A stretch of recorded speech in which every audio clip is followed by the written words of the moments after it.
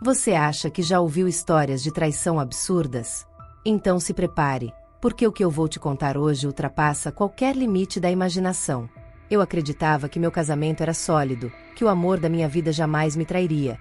Até que um dia eu descobri a verdade mais inacreditável de todas. Ele estava me enganando, e não era com outra mulher. Era com alguém que jamais passaria pela sua cabeça. Um padre.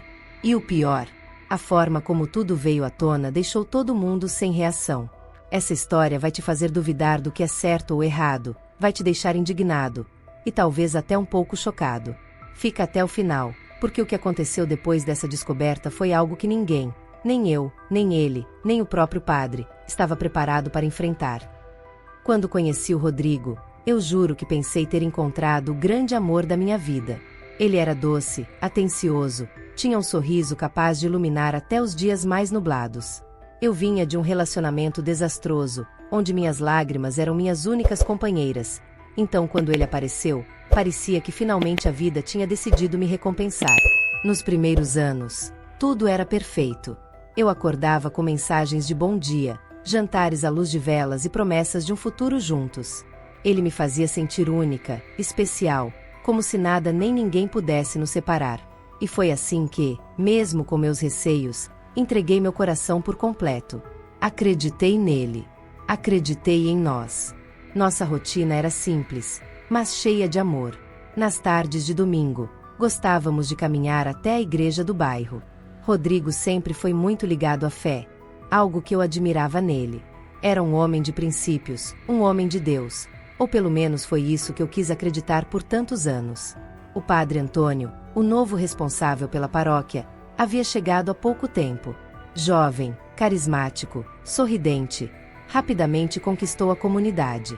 E, claro, meu marido não foi exceção. Eles se tornaram grandes amigos, inseparáveis quase. Eu achava bonito ver a amizade deles. Me enchia de orgulho saber que meu marido tinha alguém de confiança para desabafar, aconselhar-se e crescer espiritualmente. Mas com o tempo, comecei a perceber algo estranho. Rodrigo já não me olhava da mesma forma. Nossos jantares românticos foram trocados por reuniões na igreja, conversas com o padre, ajudas em horários que eu nem sabia que existiam. Eu tentava entender, dizia a mim mesma que ele estava apenas sendo prestativo, que era coisa da minha cabeça. Afinal, quem desconfiaria de algo assim? Um marido e um padre.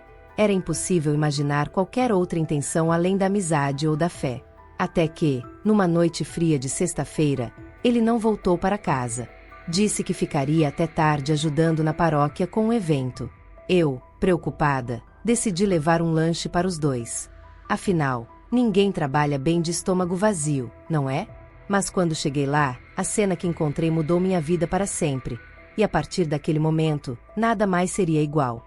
A noite estava fria, silenciosa, e a neblina tomava conta das ruas quando estacionei o carro em frente à igreja.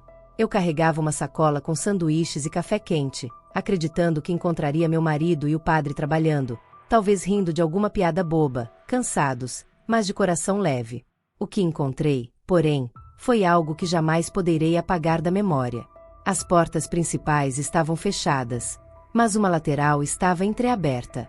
Passei devagar, tentando não fazer barulho.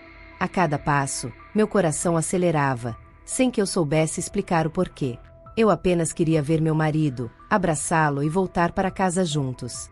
Mas então ouvi vozes, sussurradas, abafadas, íntimas. Reconheci a voz dele. E a outra, a do padre Antônio. Me aproximei, hesitante, com a respiração presa na garganta. As luzes da sacristia estavam baixas, iluminando apenas parte do ambiente. E foi ali, através de uma fresta, que vi a cena que rasgou minha alma em 1000 pedaços. Rodrigo, o homem que prometeu me amar para sempre, estava nos braços do padre. Não eram conselhos, não era amizade.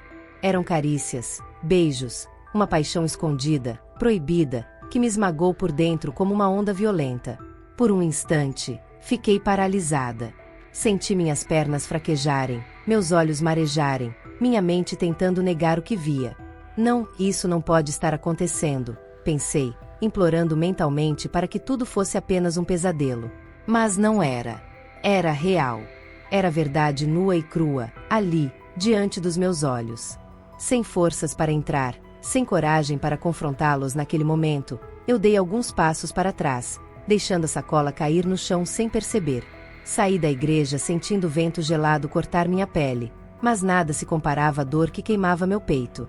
Eu dirigi até em casa em silêncio, as lágrimas caindo sem parar, tentando entender em que momento minha vida tinha virado de cabeça para baixo. Como ele pôde? Como o padre, um homem de Deus, pôde? Naquela noite, não dormi. Fiquei acordada encarando o teto, com um turbilhão de pensamentos me destruindo por dentro. Eu podia gritar, podia expor os dois para o mundo inteiro, podia implorar por respostas. Mas não. Algo dentro de mim começou a despertar. Uma força, um desejo ardente de justiça, de mostrar que ninguém brinca com o meu coração sem pagar o preço. Eu sabia que, a partir daquele momento, não seria mais a mesma mulher. E que, quando eu decidisse agir, ninguém, nem Rodrigo, nem o padre, estaria preparado para o que eu estava prestes a fazer. Os dias seguintes foram um verdadeiro tormento. Eu acordava com o coração pesado, olhava para o lado da cama e via aquele homem dormindo tranquilamente, como se nada tivesse acontecido, como se não tivesse dilacerado minha alma na noite anterior. E a cada olhar, a cada sorriso falso que ele me lançava, a dor dentro de mim se transformava em algo diferente. Uma fúria silenciosa, uma necessidade quase visceral de virar aquele jogo. Não contei nada a ele. Continuei interpretando o papel da esposa ingênua, sorrindo, fazendo café, como se minha vida não tivesse desmoronado por dentro. E quanto mais eu fingia, mais ele se afundava na própria mentira. As visitas à igreja continuaram, sempre com desculpas novas. Reunião importante, ajudando o padre com os preparativos, conversando sobre espiritualidade. Ah, se ele soubesse que eu já conhecia a verdadeira espiritualidade que eles compartilhavam. Mas não, eu não explodi. Não gritei, não chorei na frente dele. Decidi ser fria, estratégica. Se eles queriam brincar com a minha vida, com meu coração, eu mostraria como é quando alguém resolve jogar mais forte. Passei a observar tudo. Cada mensagem no celular dele, cada passo que dava, cada troca de olhar com o padre. Com calma, eu ia juntando peças, montando um quebra-cabeça que, no fim, se tornaria minha arma mais poderosa. Eu não queria apenas expor a traição. Eu queria que cada mentira, cada palavra falsa que eles disseram, se voltasse contra eles. Eu queria que a verdade explodisse na cara dos dois, e que eles sentissem na pele a mesma dor que fizeram eu sentir. Enquanto isso, as noites eram longas. Eu me olhava no espelho e mal me reconhecia. Onde estava a mulher apaixonada, cheia de sonhos, que acreditava no amor eterno? Ela tinha morrido naquela noite fria na sacristia. A mulher que agora me encarava de volta tinha olhos diferentes. Olhos de quem foi traída, humilhada, mas que não iria sair perdendo dessa história. E então, um plano começou a se formar. Eu sabia que precisava do momento certo, da hora exata para agir. E, principalmente, precisava garantir que quando a verdade viesse à tona, não haveria como eles negarem, não haveria espaço para desculpas ou manipulações. Eu teria provas, e quando jogasse essa bomba, a cidade inteira ouviria o estrondo. Eu esperaria, eu fingiria, mas o dia da virada estava chegando. E, quando chegasse, nenhum dos dois, nem o meu marido, nem o padre, estaria preparado para o que eu tinha em mente. Os dias se arrastaram até a data que eu tanto esperava. A festa de aniversário da nossa cidade, realizada todos os anos no salão da paróquia, era o evento perfeito. A igreja estaria cheia, os olhares voltados para o palco. E ninguém imaginaria o que estava prestes a acontecer. Eu já tinha tudo em mãos. Mensagens trocadas entre meu marido e o padre, fotos que tirei discretamente, áudios cheios de promessas proibidas. A cada prova que eu colecionava, minha dor se transformava em determinação. Aquele dia não seria só sobre vingança. Seria sobre libertação.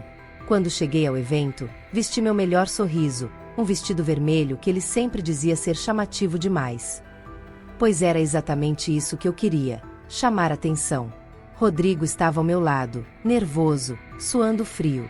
O padre, no altar, tentava fingir naturalidade, mas a troca de olhares entre eles não passava despercebida para mim. Mal sabiam que, em poucos minutos, seus segredos seriam arrancados das sombras. Peguei o microfone quando chamaram os casais para agradecer pela festa. Minha voz tremia no começo, mas logo ganhou força. Hoje eu não vim aqui para falar de gratidão. Vim para falar de verdade. Disse, encarando os dois diretamente. A igreja inteira silenciou. Por anos, eu acreditei no amor, na fidelidade, até descobrir que meu próprio marido me traiu. E não foi com outra mulher. Foi com ele. Apontei para o padre, e um burburinho percorreu o salão. Antes que qualquer um pudesse reagir, um telão atrás de mim se acendeu, exibindo as mensagens, fotos e áudios que eu havia preparado. A cada revelação, os olhares da multidão mudavam. Choque, indignação, murmúrios crescendo como uma onda. Rodrigo e o padre tentavam falar algo, mas suas vozes eram engolidas pela verdade que ecoava ali. Não havia saída, não havia desculpas. Eu me sentia estranhamente leve. Por meses carreguei aquela dor, aquela traição escondida no peito, e agora vi a máscara deles cair diante de todos. Era como se eu finalmente respirasse depois de ter sido sufocada por tanto tempo. Entreguei o microfone, ergui a cabeça e caminhei até a porta sem olhar para trás. O casamento tinha acabado, a farsa tinha chegado ao fim. Mas a nova versão de mim mesma estava só começando. E, enquanto saía dali, só uma coisa ecoava na minha mente. Ninguém brinca com meu coração e sai ileso. Ninguém. Se essa história te prendeu até aqui, imagine as outras reviravoltas da vida real que ainda temos para contar. Se inscreva agora no canal Caiu no Golpe, deixe seu like, compartilhe esse vídeo com alguém que precisa ouvir essa história, e comente aqui embaixo, o que você faria se estivesse no meu lugar. Não perca os próximos capítulos das histórias mais emocionantes, chocantes e inacreditáveis da vida real. Até o próximo vídeo.